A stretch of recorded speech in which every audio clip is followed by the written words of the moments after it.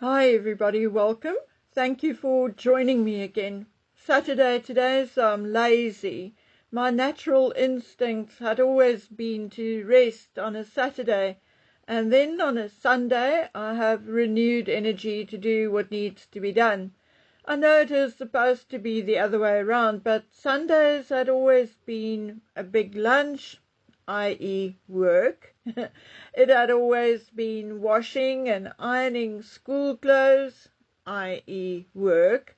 So I guess I just never readjusted. And with that said, let's take a deep breath and readjust ourselves in terms of will she, won't she? And you know exactly who I am talking about. The last few days were one big circus.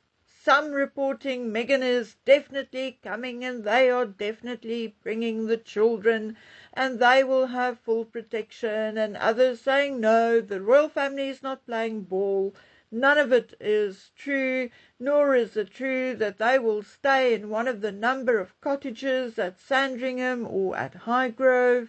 It will be an apartment at Buckingham Palace or St. James's or bust. Nothing. So it is this way and that way, 2, 3, 4 different stories, one with a more credible source than the other. So I've made a decision not to join the arguments and the back and forths. I personally believe Meghan will come with Harry. They will have full royal RASP security. I don't know about the children. I think it depends on how good a deal Charles offered her. I also believe they have been offered a royal residence, and I believe that Charles did have a hand in ensuring that they have full protection. That is what I believe, and now I am going to wait until they get to Britain, and then we will see who was right and who was wrong. To argue back and forth and over about the same shit is just as boring as Harry and Meghan themselves. So I'll think what I think, I will believe what I believe until it happens, and perhaps prove me wrong. Who knows? All I know is this is becoming ridiculous. Even the newspapers, for a change, is not copy and paste. Even they differ on the whole palaver. And I firmly believe that there are other things to entertain ourselves with, or other things also way more important. Now, I honestly tried to stay away from going too far down the rabbit hole, and with the exception of the births of Archie and Lily, I tried to stay as far away from anything which sounded like conspiracy theory as I could. But gosh, it is becoming hard. People I have trusted over the past 8 years, people who gave me tips and would not tell me the entire story, people who just wanted to share gossip, are either now all remaining quiet, or they are coming up with stuff which makes me want to run for the hills and hide under a rock. Some of it is indeed hard to prove, and even if I could prove it, it could likely still lead to a lawsuit or worse. So what does one do but sit on the sidelines and wonder where it will all end, or sit on the sidelines frustrated because for some reason you can see things other people are apparently oblivious to, and then you cannot dare say anything either, because if you do, all hell rains down on you. But today I'm going to risk saying something which I have been holding back for a very, very long time. Now, I do not often talk about William and Catherine, but I think they deserve more of our time. We are always fighting about Harry and Meghan or complaining about Charles, so let's talk about William and Catherine. Now, I want to start with a warning though. William and Catherine are both beautiful people. He is as handsome as she is pretty.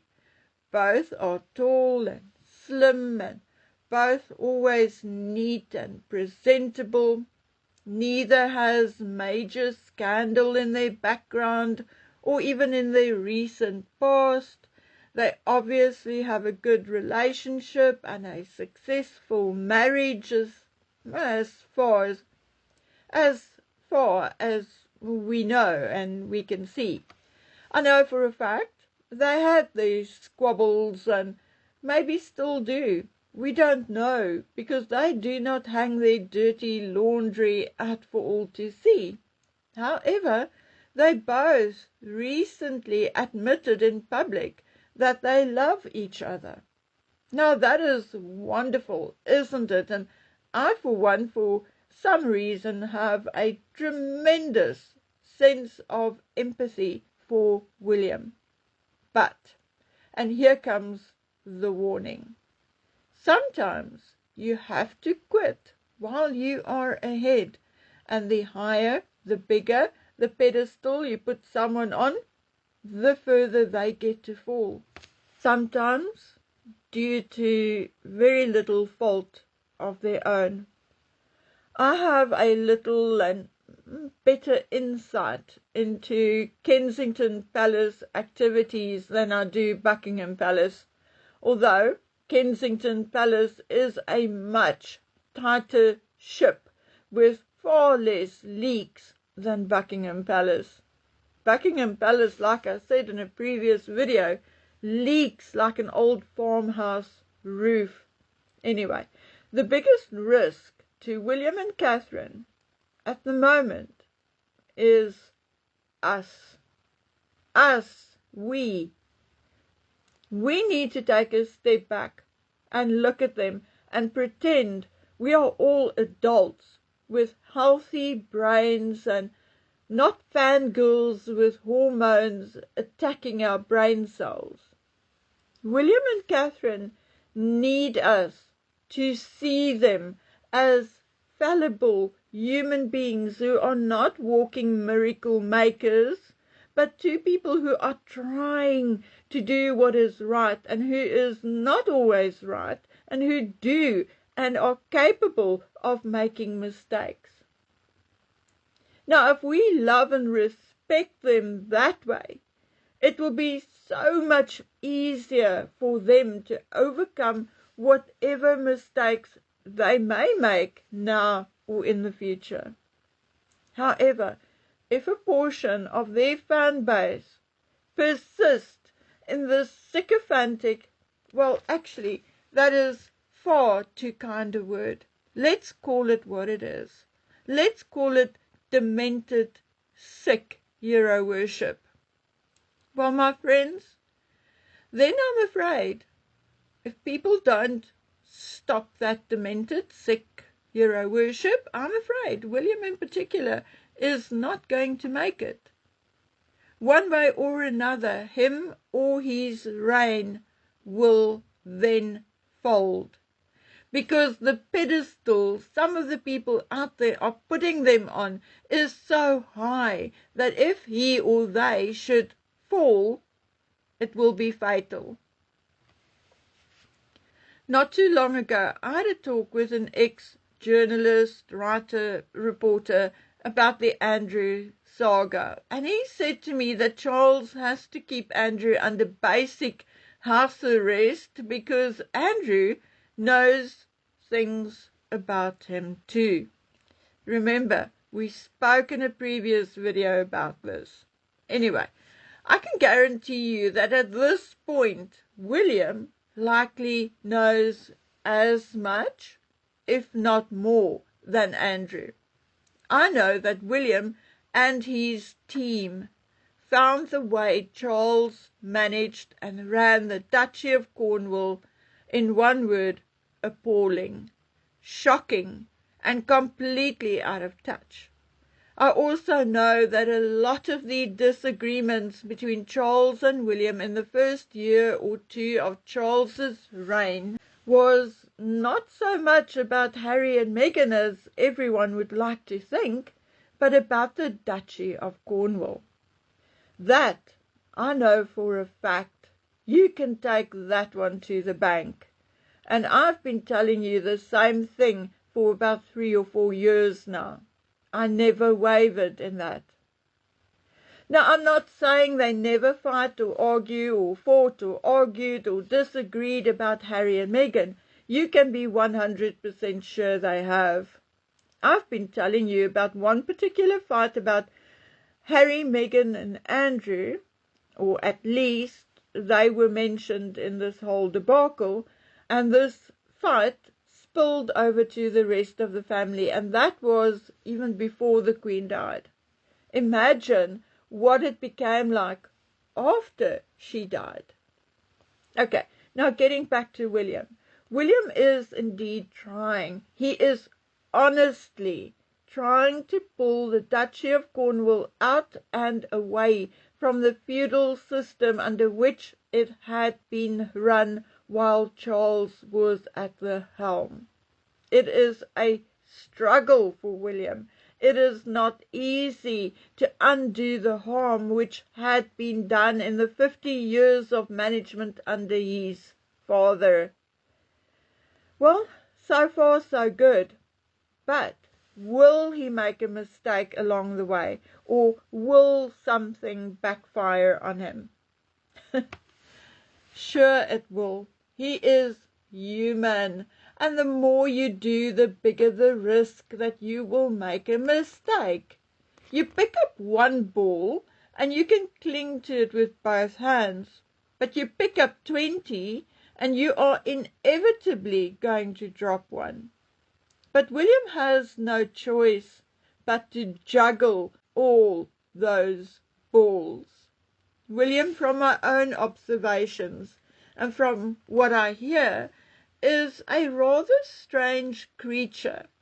There are people who say Charles is complex or Harry is complex. But it is my opinion that William is far more complex than the two of them put together. I think William, for all his bravado and what looks like confidence, is far more insecure than Harry. The difference is that William is more intelligent and more emotionally mature than Harry, and therefore he can actually step over his insecurities and carry on. Yes, indeed, William has a temper. Often, more often than not, born out of frustration. I mean, you can try and imagine it for yourself. You are forced to go to work for your father, and although it's a multi-million-dollar company, your father still wants to do the books by hand in black ink and in cumbersome old ledgers. Now, that is basically where William finds himself. He knows the monarchy cannot survive huge personal wealth and huge income from the duchies and state. I'm almost willing to bet that William is going to make a decision as to where they will stay during his reign, and I think the choice will come down to Windsor Castle or Clarence House, and that he is going to hand what remains back to the Crown Estate for management. It is my opinion that Buckingham Palace will strictly function as a museum, a huge library, an art gallery, managed by the Crown Estate and only used by the royals for big and important functions. I actually see William's office moving from Buckingham Palace at that time, it's currently in Kensington, but moving from Buckingham Palace as well. There is already talk about some offices having to move temporarily during part of the renovations. So I see big changes coming. I cannot for the life of me see William in tights and ermine. When he does get to wear the regalia now, he always looks so awkward and half embarrassed.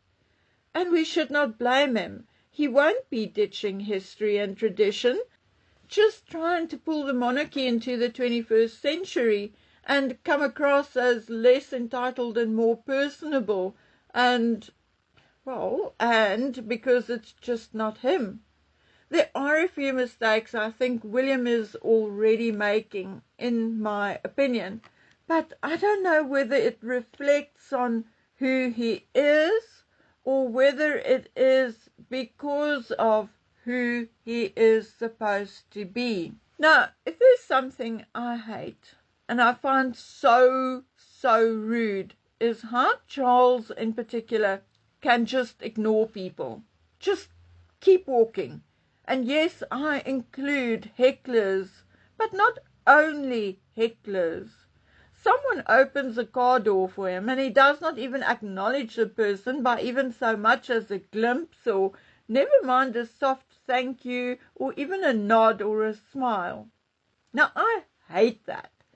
I don't care whether it's Charles or Donald Trump or who it is. It is so cold. It is so entitled.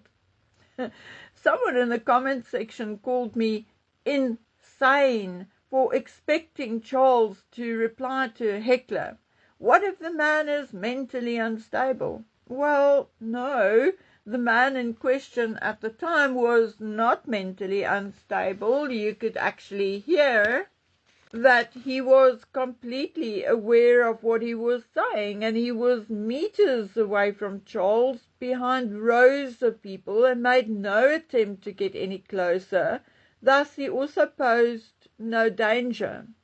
Now, I know Charles and William are not allowed open political statements, but to give your condolences to parents who lost a child is not political.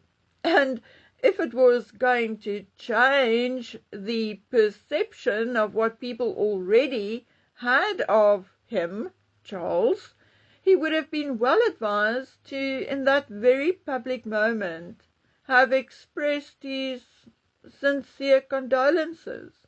And that is it. It would have looked so much better than bluntly ignoring the man. And that is one mistake which I fear William may also end up making.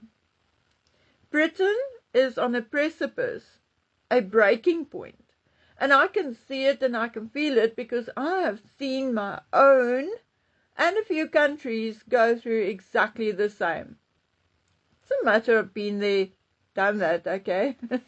No matter how you wish to spin it, or whether you want to spin it like the BBC or Yahoo News, it does not matter.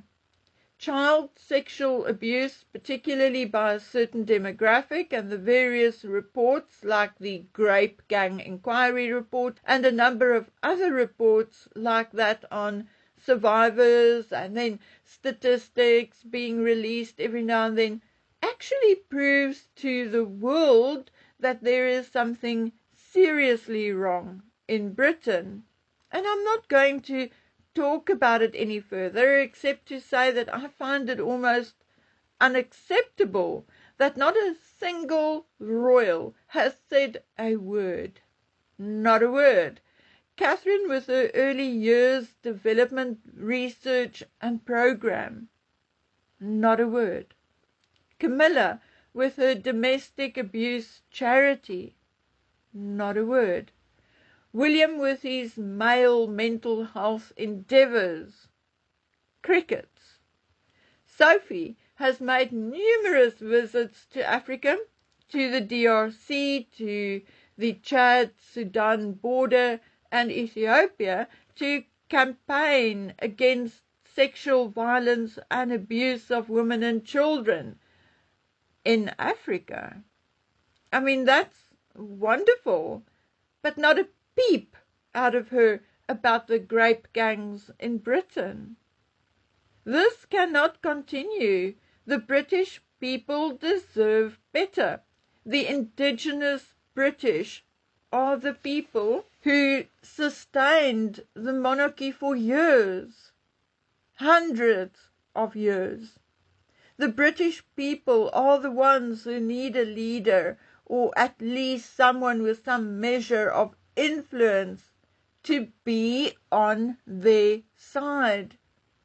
Those women and even young men who can no longer go to the pub safely on a Friday night or hang out with their friends at a cafe or at a shopping centre, women who can no longer go to the shops or the stores alone but have to wait for their husbands, brothers or sons to accompany them. And what about the victims? Where are you, Catherine, Sophie, Camilla and even William? The closest they get to saying a word about it is when Camilla talks about domestic violence. They need not get political.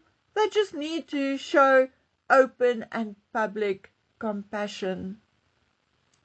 The ostrich tactic, putting their heads in the sand, or then looking the other way, feigning total deafness, is not going to work for much longer.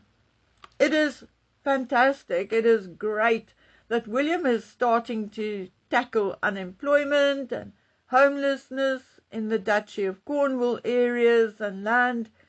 It is great that he is giving or then selling the land back to the people. It is great that he's actually paying rent and taxes.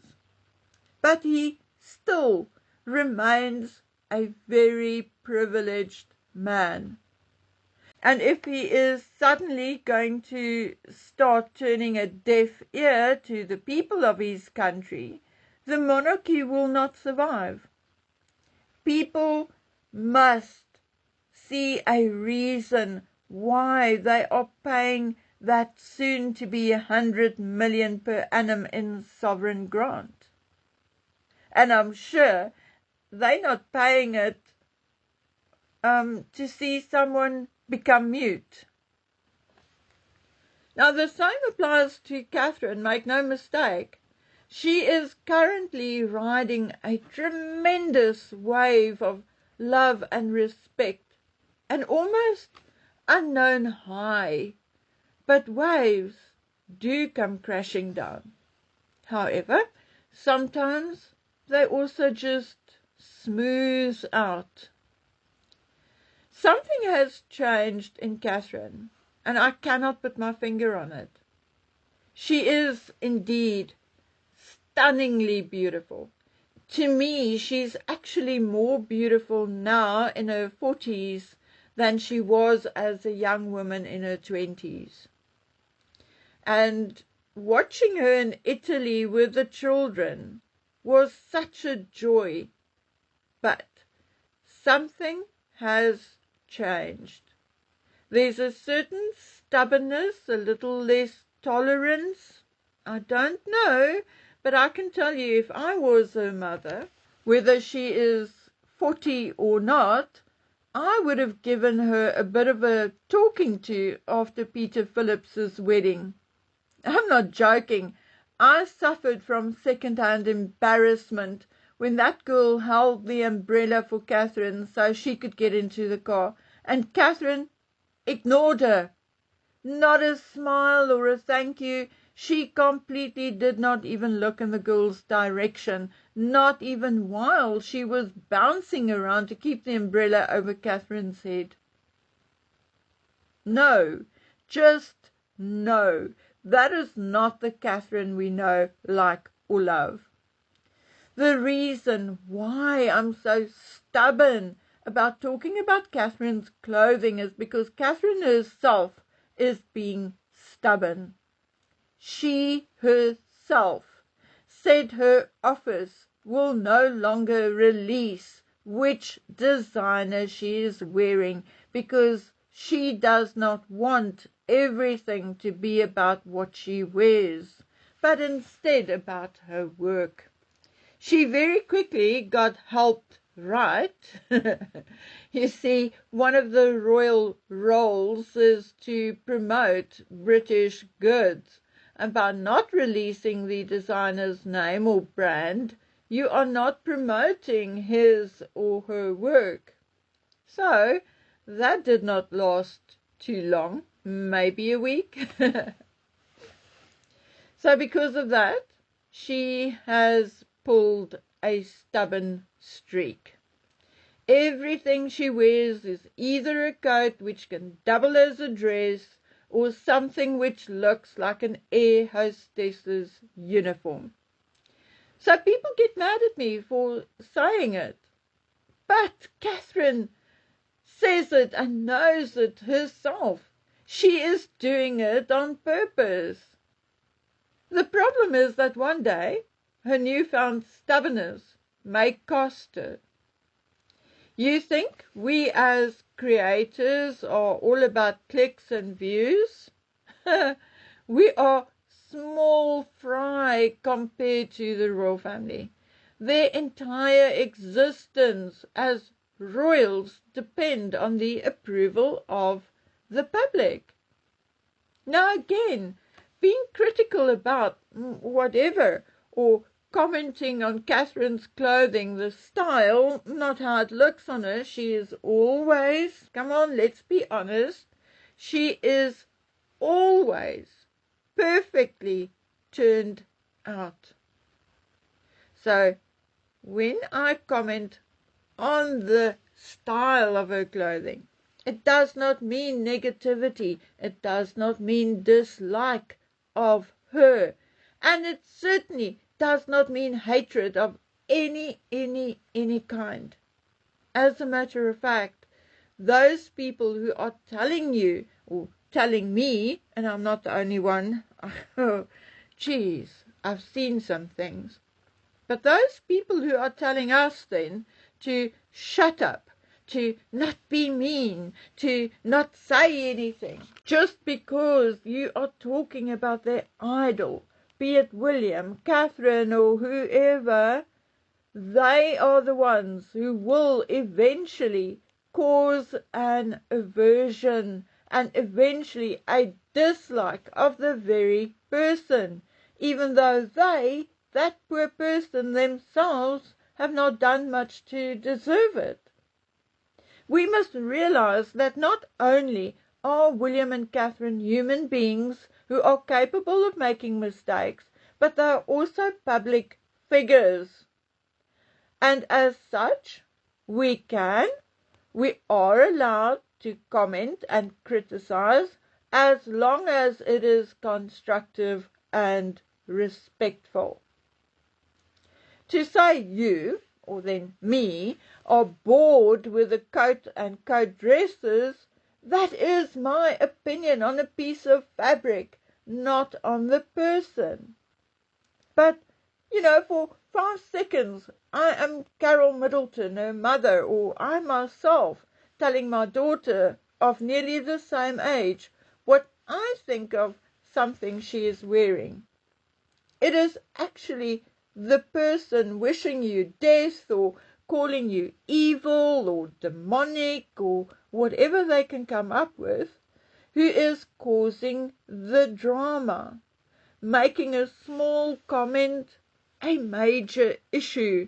And my friends, it is precisely that which will hurt William and Catherine. In this day and age, William and Catherine need to walk among us.